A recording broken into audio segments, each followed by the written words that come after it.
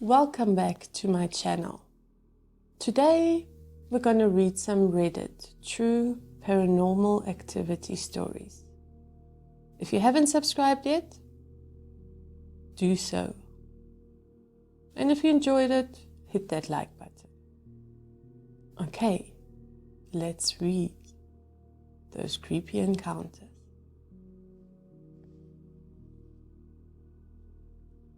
The Creepy Acreage, based on a true event. When I was 5, I lived in BC before my parents divorced, and my mom moved back to Edmonton to be closer to family and friends. What happened was we didn't have a place to stay, so my aunt and uncle decided to take us up until we had bought our own home. Me and my brother were forced to sleep in the basement in a very large open room where our cousins, uncle and aunt stored the toys they had. My cousins are both girls, and I'm a 5-year-old very petite boy at the time, almost skin and bones, and my younger brother is a plump, chubby little 3-year-old. He and I didn't like the basement due to the windows on the outside of the house that showed about 1 foot by 2 foot space that looked outside towards the tree line. Most of the time, my brother and I would look outside during winter and see deer, coyotes, and the rare moose or two. One day during the night, my brother said he saw something outside the window that was white and foggy looking. This scared my brother and me badly, and he and I stayed in the room with our mother that night. Over the next 6 months, we lived there, and more creepy things occurred. One example would be one of those old-fashioned spring-loaded rock horses that my cousin loved to play on.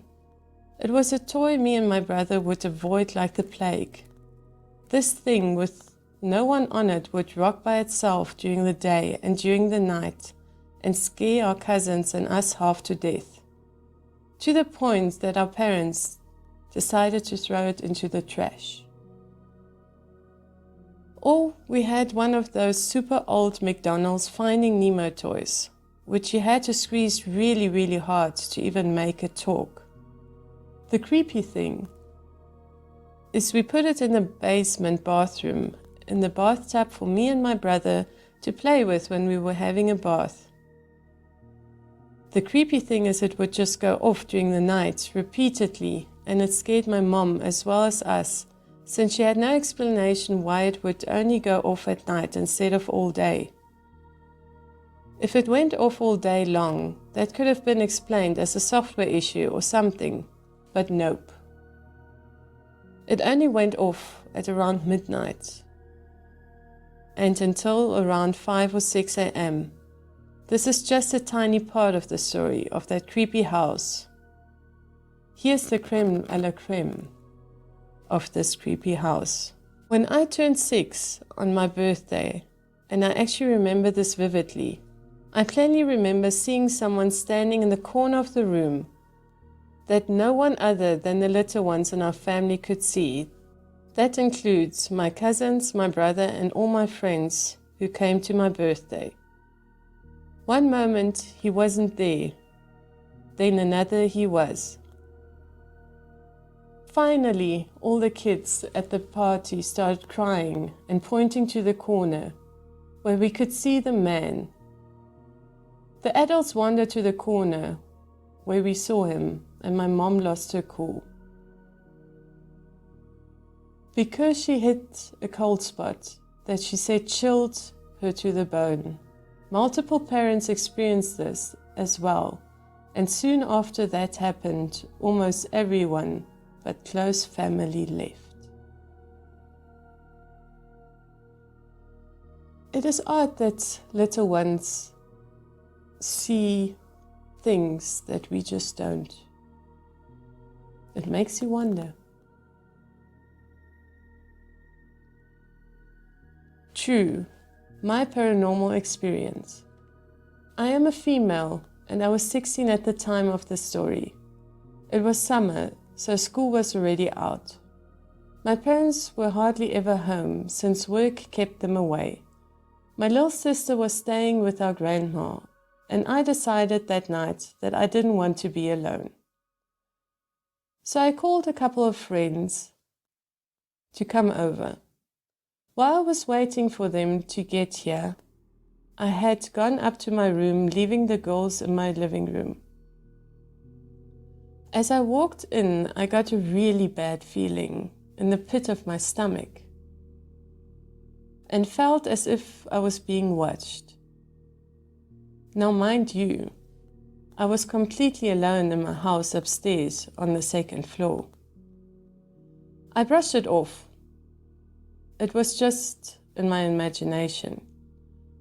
I walked into my own bathroom to find all my hair products and jewelry on the floor and the window wide open.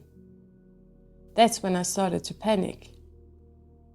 My first thought was that there was an intruder, and I ran to get my dad's rifle in his closet. I kept it with me while I hid in the living room behind the couch. After a half an hour passed, I started to tell myself that I forgot to close my window and the wind probably knocked all my stuff from the counter. My door was knocked on and a wave of relief washed over me. I ran to the door and opened it, only to find nobody was there. I slammed the door shut and started to panic. Was this some jerks messing with me? Or was it something else? I didn't want to find out. At that time, I was thinking, where in the hell were my friends?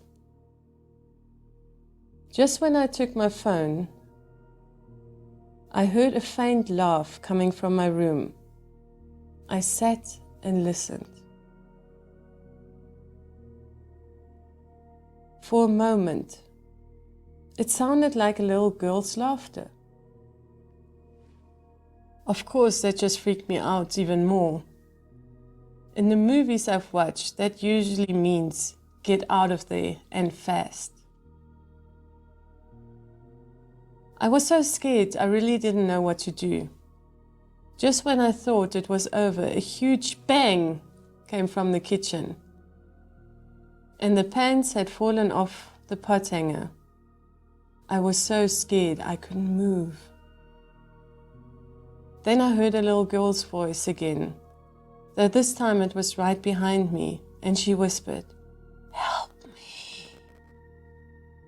I turned so fast I could have broken my neck, and surely there was a little girl with a blood-soaked white dress. I can't tell you how fast I booked it out of there, never looking back. I stayed outside until my friends got there. I ended up going to my friend's Salah's house. I never went back to that house again. I moved out. This makes me wonder. It is a very scary story indeed. Maybe this little one really just needed help and was trapped in this dimension. My paranormal experience. I'm a 16-year-old male, and I used to be a bit skeptic to all things paranormal until one weekend at an abandoned house. To give you some backstory, I was with my two best friends at the time, Delaney and Julia. We were home alone and boarded Delaney's house with nothing to do. I can't remember whose idea it was, but one of us had the idea to drive around some of the old dirt roads and check out abandoned buildings. There are a lot of abandoned places around where we lived. It's pretty far out in the country, surrounded by either farms or woods. So we went to the first two old tobacco houses, took a few pictures, and just sort of goofed off. We got back to the road and saw an old, unkept driveway. Keep in mind, hardly anybody lives on this road. So we decided to drive down the driveway despite Julia saying we shouldn't, because it didn't feel right to her. Not for the fact that it's trespassing, just that she had extremely bad vibes about that place. However, Delaney and I insisted We drove down to it and it went pretty far back into the woods. This is where weird things started to happen. We parked the truck in a little clearing and noticed an abandoned house in the distance. However, before we got out of the truck, the front sensor went off beeping like crazy. Then so did the back one. It was as if someone had walked around the truck. The weird thing about this is we were parked in a clearance so that there was nothing to make sense of it. Even if they would have gone off before we ever parked the truck and wouldn't have just started randomly going off in that order. Delaney and Julia were kind of freaked out. But I just ignored it. It wasn't until later that this would freak me out too.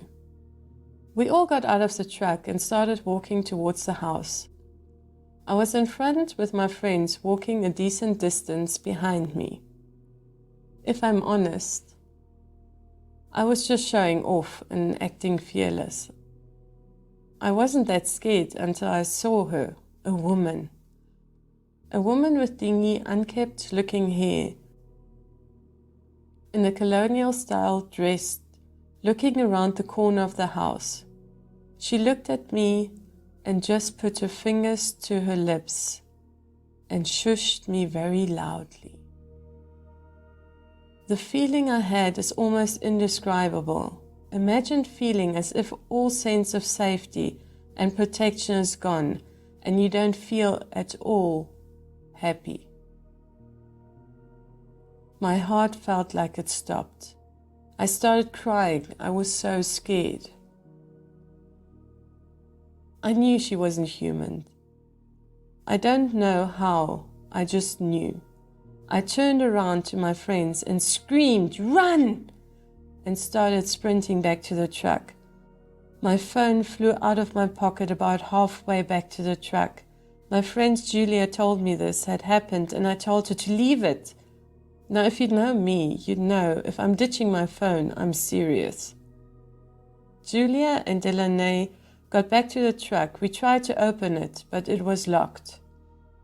Delaney reached for her keys, but they were gone, and so was Julia's phone. It's as if whatever that thing was trying to keep us there. Delaney ran back to pick up Julia's and my phones and found her keys. We got in the truck and floored it out of there, back to Delaney's house.